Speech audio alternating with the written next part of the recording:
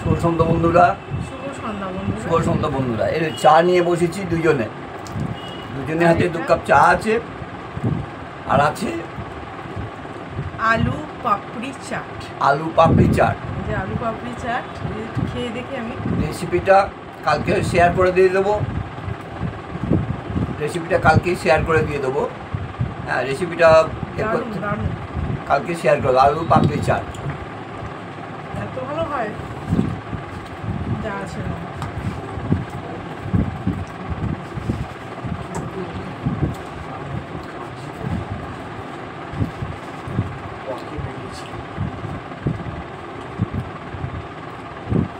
ঘুরে ঘুরে বেড়াবে আর নাতি একটু ঘুরতে শিখেছে, একটু ঘুরে ঘুরে বেড়াবে, কোলে কোলে ঘুরে ঘুরে বেড়াবে। আবার ও নিচে খেলাও করে, নিচে মানে বিছনায় শুয়ে দিলে খেলাও করে। এখন একটু অনুভূতি হয়েছে। আলু পাপড়ি চাট দুর্দান্ত।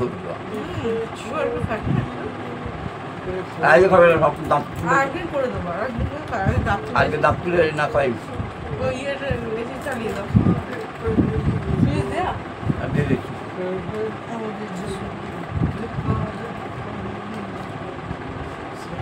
এত ভালো হবে বুঝতে পারিনি।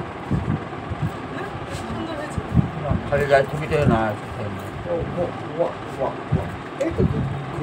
চলে আসবে এক্ষুনি। আমরা এই ঘরে ভালো লাগবে না, আবার ওই ঘরে যাবো, আবার ওই ঘরে ভালো লাগবে, আবার এই ঘরে আসবো। আসতে বাধ্য,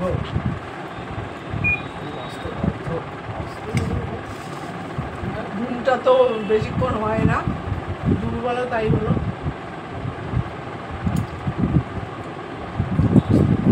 পাপড়ি চাটটা করে খেয়ে দেখবেন, দারুণ হয় খেতে। নিজে করে নিজেই বলছি এতে ভালো হয়েছে খেতে। মানে আলু পাপড়ি চাট আর কি।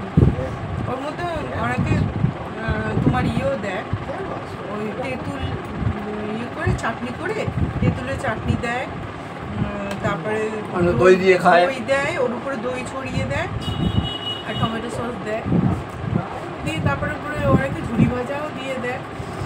যত ডেকোরেশন করা যায় আর আমরা ঘরোয়া মানুষ, ঘরোয়াভাবে একটু সস ছড়িয়ে নিলাম, ব্যাস হয়ে গেল খাওয়া।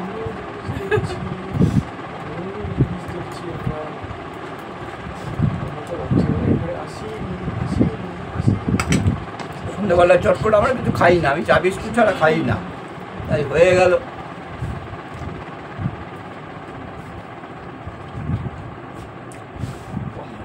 তাহলে পাকা হাওয়াটা পাবে না।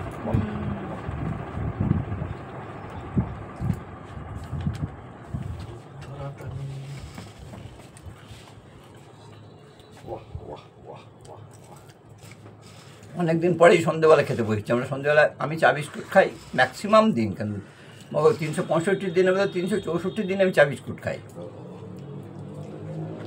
মানে রেগুলার যে একেবারে এইসব নিয়ে বসি তা না, চা বিস্কুটই খাই সন্ধ্যাবেলায় বেশি কিছু খেলে আর রাতে বার খেতে পারি না। কিন্তু আজকে এই যে এই আলু পাপড়ি চাটটা করলাম, করে দেখলাম কেমন হয়, দেখলাম খেতে ভালোই হয়েছে। কালকে দেবো, রেসিপিটা দিয়ে দেবো পুরোটাই কালকে, দেখতে পেয়ে যাবে, ইউটিউবেই দেবো।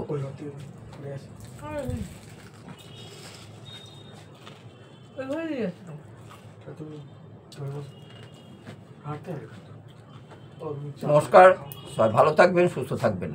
নমস্কার।